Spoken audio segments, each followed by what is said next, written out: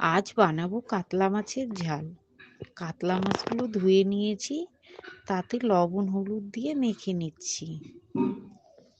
কড়াইয়ে তেল গরম হলে মাছগুলো ভাজছি, ভেজে তুলে নেব।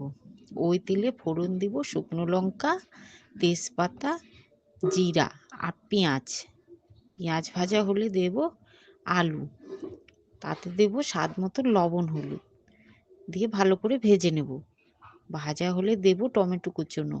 টমেটো কুচনোগুলো নেড়ে চেড়ে মজে গেলে তাতে দেব আদা বাটা, জিরা বাটা, শুকনো লঙ্কা বাটা দিয়ে ভালো করে কষিয়ে নেব।